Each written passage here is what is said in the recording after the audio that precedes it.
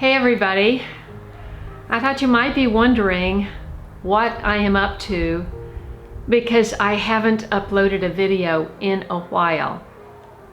I've kept up with my live streams, but creating new content has been impossible. So I thought I would kind of bring you up to date and also give you a very embarrassing tour of my apartment. So stay tuned. So I guess I've been back for about a month now from my last trip, during which time I put an offer on another house, like I did the trip before. There were big ticket items that turned up in the inspection that caused me to withdraw my offer. And I came home empty-handed. Let's review March.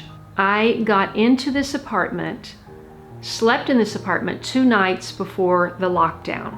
For the next 3 months, there was no one in my apartment except for me, during which time my mother was in assisted living in her place in Nashville, which you've seen if you've watched my live streams. Hold on, I've got to get some water. I have a tickle in my throat. Oh, that's so much better. So they said because she's at end of life, we're gonna let the family come and see her, because they hadn't let any family members come and see any of their clients because of the virus. So because she's at end of life, they decided to let us come and see her, which was a blessing because we got in there and we got her a hospital bed and she started eating better and gaining a little strength, and she wound up getting strong enough to make it through her birthday in September, and I was there. So I was gone for 6 weeks. I took my cat, Linda, and she almost died during that trip. She was diagnosed with diabetes. I thought, oh my, what am I gonna do now? You know, she's over 15. I've got all of this transition to do. What am I gonna do about this cat? But I got her home here.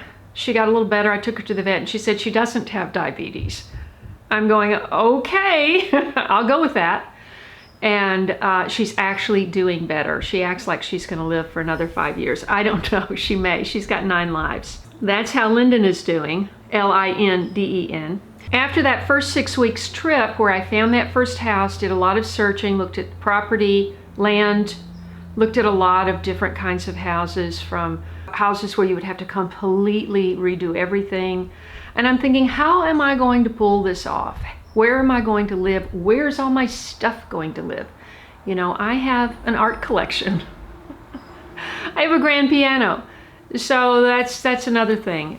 So to bring you up to date on that, I am going to be donating my piano to the Colburn School of Music and Dance. It's called the Colburn School, but it's music and dance in downtown Los Angeles. I moved it across the country in 1999 when I bought it. It went straight into my house. It went into that spot, and you saw the video of me getting that packed up by piano movers and moving it to here. I had it looked at by the head piano technician at the Colburn School, Nima, who came over. He's very nice, and he said that the piano, which is now 57 years old, it was very well built to start with, but the strings are a little bit rusty because, you know, I've lived close to the ocean for 25 years, and that's inevitable. And the felts don't last forever. So to rebuild the piano and make it in pristine condition would cost me $15,000. You can't put it into a rehearsal studio and have students pounding on it 10 hours a day. It wouldn't last very long. They wouldn't even start it off that way. They would rebuild it down there. But what they're most likely to do is to donate it or sell it to the parents of a promising student who can't afford a great piano. So it will be played, and it will be played by someone with passion and talent, and I feel very good about its future. So I am going to say goodbye for now to my piano. I had to do things very, very quickly. I had to get a lot of stuff out of that house and get out before it closed. So all of that happened, and I'm very grateful now that all that happened, and that someone else is enjoying the house, and that I have an opportunity to start over at my young age. So, and I was warned that there's always something wrong with houses, and things have to be fixed or negotiated, discounted, whatever, off of the price. I understand that. But what's happened is there's this rush from the cities to move to Tennessee for some reason, my home state. And so things that are even a little bit decent are getting snatched up, getting offers on the first day. The first day they'll have showings back to back for 8 solid showings. That's what happened with my third house. So right now I have a house under contract. We're going through inspections. So that's where that's at. Meanwhile, I decided to go ahead and set a date for moving.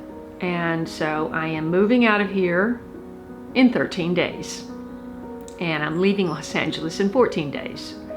That's a huge prospect. You know, I have to say goodbye to a lot of people without being able to see them. People that I've known for over 30 years.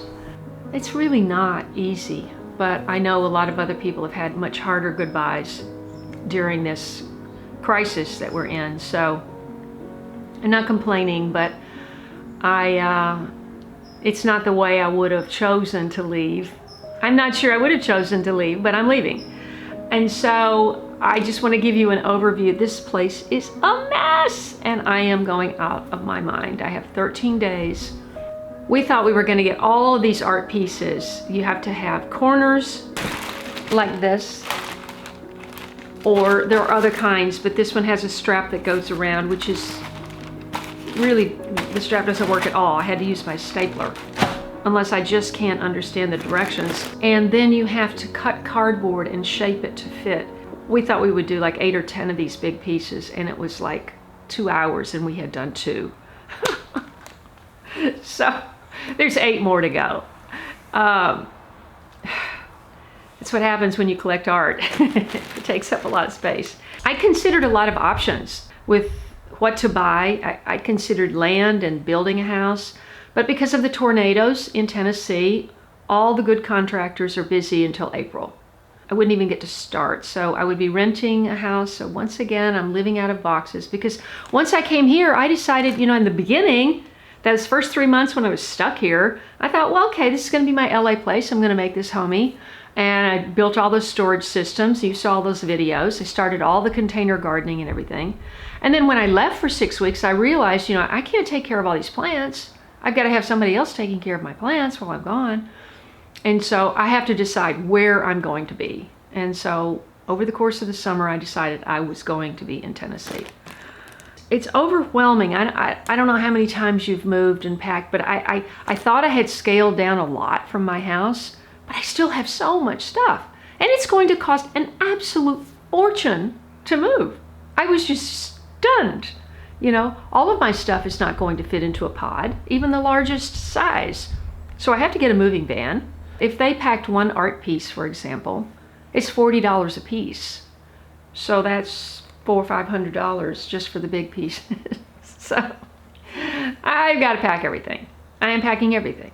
You know, you've probably all been through it, and it gets overwhelming towards the last couple of weeks because you realize there's still so much to do, and I have my office, which is crammed full of files, which you'll see. You know, when your elder family members, depending on their level of advancement of dementia, they still will remember you, and they get an endorphin or some kind of chemical boost in their brain from just seeing somebody they know. They will recall things that happened to them in the past, just not what they ate for breakfast or whether somebody's been to see them in the last 24 hours. That they don't remember that. She went downhill and she had some mini strokes, and they moved her into hospice because they thought, well, she's at end of life. So at that point, they let the family come and see her. And so she made it through her birthday in September, and I was there. And I came home right after that. So I've been home for about a month. And during that month, I have been searching 4 hours a day This is the reason I haven't made a video. I've been searching for hours a day online for a house. And I've been searching a lot of different areas. There were at one time 5 different realtors looking for me, putting me on these auto notifies. And of course I've got Denise and Daryl, my great late bloomer friends in Cookeville, looking in that area. I happened to spot a house, and so I have that house under contract. They all went to see it. I haven't seen it in person because now they know what I'm looking for and what kind of environment's going to make me happy, what kind of lot, the lay of the land, the view, all of that sort of thing. Plus the gardening potential. There is gardening potential here. It's not as great as having a farm or something like that, or having a nice big flat 12 acres, kind of flat 12 acres like Doug and Stacy have. You know, they have everything kind of on one level. They got a pond and all of their outbuildings and their big pole barn and all that stuff is all kind of visually like that. You can see it all. That doesn't exist so much in Tennessee. I mean, yes, in Sparta, there's an area south of the I-40 in Middle Tennessee called Sparta, and there are a lot of farms down there. It's very flat down there. Then you go up on the Cumberland Plateau, and then you have a rocky, the soil 8 inches down is just rock. So it's harder to farm and garden up there, but the views are great and you don't have to worry about flooding. So and there's all these things you have to worry about when you buy a house. Flooding, crime, noise, those are all considerations. So you put that whole package together and in your price range, and you go, all of a sudden there's not that much to consider. Especially if you're not ready to move into or don't want to move into a house that needs a ton of work, which I don't, because I need to get over there and I need to build soil and start my garden beds and get going with all that. That's what I want. So here's a kind of a good wide view of part of my living room, and over there is my dining room, and it is all just a big pile. So this glass table is from 1967. It's 3/4 inch thick piece of glass, beveled. And I have to really do a fantastic job of packing that. This tower of boxes over here is kitchen stuff. The mover said that these boxes aren't strong enough or packed well enough, and that the stuff with glass in it is all going to break. Because this is a tip if you're moving. He said if you can push this down, this is just pans, I'm not worried about it, but this is glass. And he said if you can push this down, you don't have the box filled with enough paper and things are going to get broken. And guess what? They don't reimburse you for that. These pieces these are smaller art pieces that we got packed, but the rest of it is all kitchen. Here are the 2 pieces that took us forever. And guess what? This is the stronger tape, and it's not even sticking to the cardboard. Look at this. This is just the day later. There's more tape on this box than there is box, and yet the tape doesn't stick. I'm going to have to go get duct tape, I guess. I mean, it's ridiculous. All of this tape just let go. Oh my goodness. That's another one. Look at this. I mean, you have to cut it, and there's so much tape on that. It's insane. And they moved that twice, and all of that tape is just going to be off there. Here's some more art pieces that I've got to secure. Here's my statue that I made in college. That's my figure plaster. It weighs probably 50 pounds. There's a chair back there, more boxes. These boxes will be used to cut other boxes. Here are, let's see, 1, 2, 3. These came over in a little bit of bubble wrap. 4, 5. Only one of those is mine. The rest are by Howard McKenzie. Over here, these are 2 more boxes from the kitchen. This is my bookshelf that's empty that I had built for my other house. I've got a bigger one back there. Back there. Whoa! Back there. I've got a bigger one behind the artwork back there. Down here is stuff from my bathroom. Here is some stuff I'm debating on whether to keep or not. I mean, this is an ashtray set. As you know, ashtrays were very, very popular decorative items back in the 60s, 70s, and 80s, 50s, 40s, 30s. And this is an elephant set. There was an actual sculpture of an elephant, and it disappeared during the estate sale, and all of the ashtrays and vases were left. This is a big vase, this is a vase, and this is another ashtray. So there's like 3 ashtrays. A lot of smoking going on back in the day. All of this stuff, these are empty, but underneath here I have 4 big boxes of linens. My linen closet has been packed, and there was 4 huge boxes. All of this stuff over here, every bit of this stuff over here, has been sitting here the entire time that I have been in this apartment. So here are some paintings back here that I haven't managed to get rid of. These are some paintings that I did in college. I have an art degree, so I have a lot of stuff left over from that. This is my grow light. Remember, had all those videos on the grow light, and it's packed up, ready to go to Tennessee. Here's my little plug planter. Here's my fertilizers from Ivy Organic. That's packed, ready to go. This is a 1950s bedroom chair that came from one of my mother's best friends. Over here is the box for my big computer, not packed yet. That's art that's packed, ready to go. This whole linen closet has been packed except for a few rags to clean the place. This has to be packed. These are emptied, but all of this, that, and all of that junk has to be packed. Oh my goodness. And here, remember when this looked really nice in here? Well, here's 4 big wardrobes. So that closet is empty completely and vacuumed.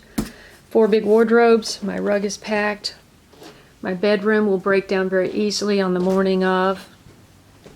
And I have used, the entire time I've been here, a torn sheet for my curtain. Remember when the video when I put this mirror onto this dresser and I was so frustrated with trying to make the drill work? That's got to come off.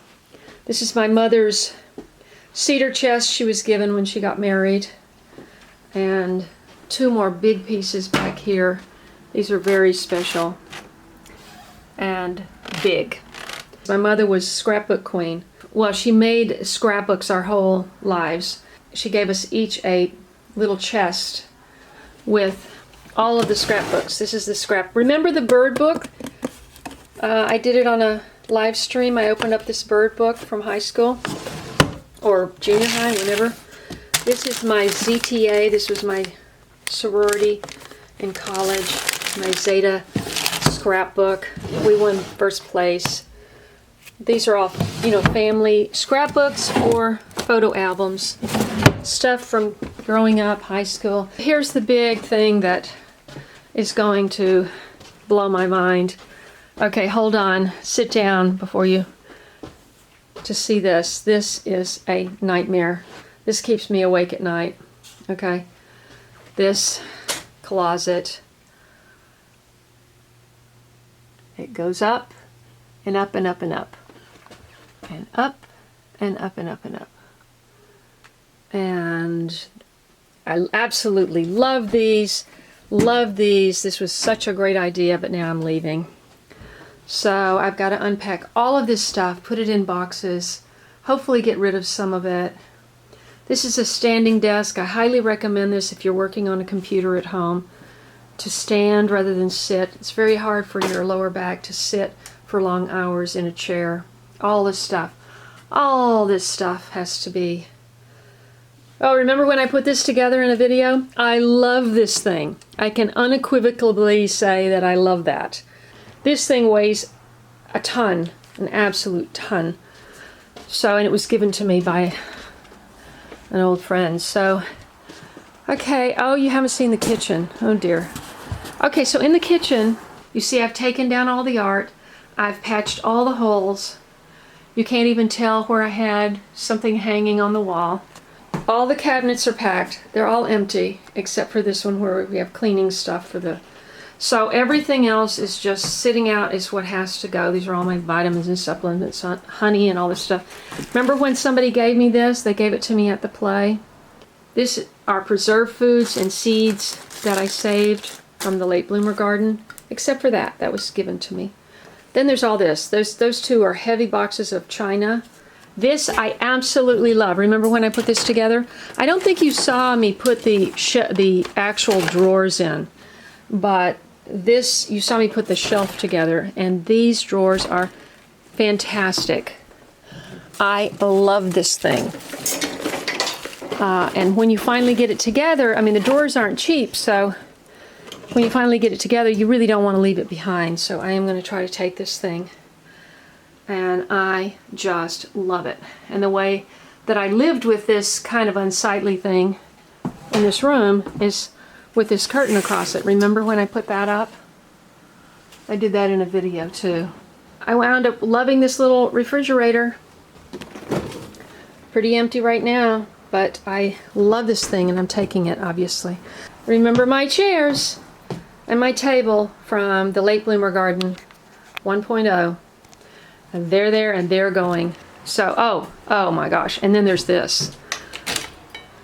Remember Ranka gave me this in northern Germany? Okay. Out here, I have this big plant. I'm going to try to take that with me in the car. We'll see. And then I've got this little thing with all my garden stuff on it. And all that gardening stuff.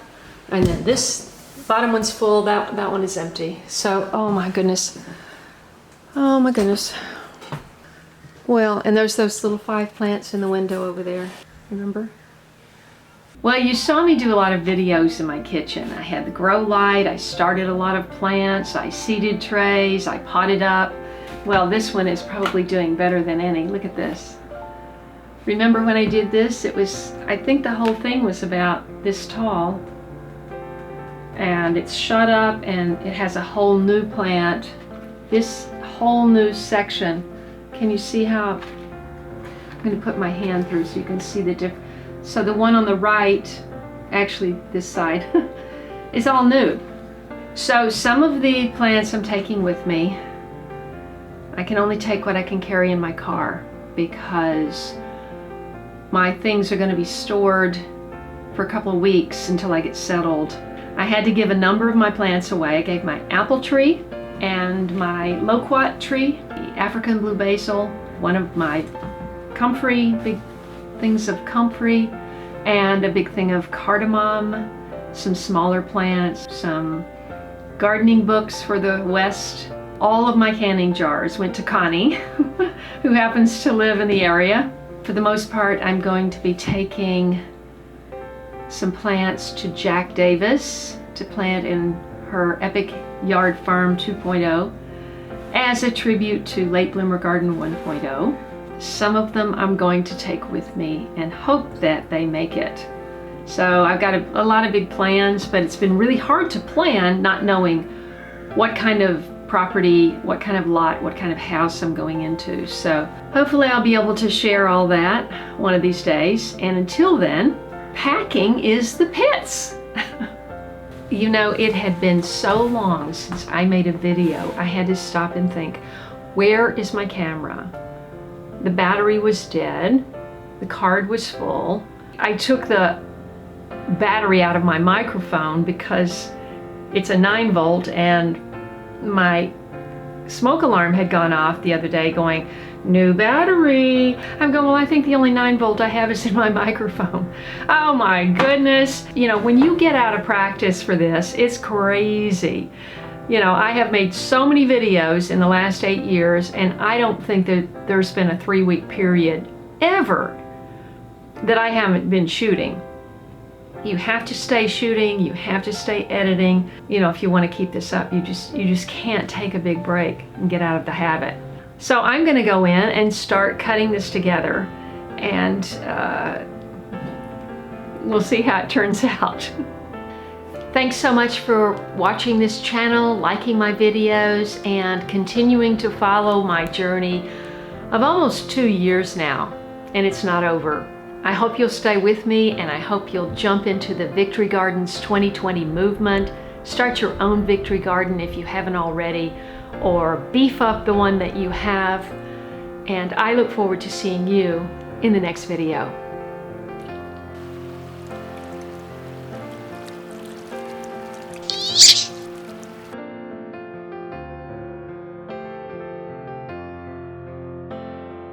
If you enjoyed this video, please watch these. And don't forget to follow me on Instagram, Facebook, and Twitter. And I'll see you in the next video.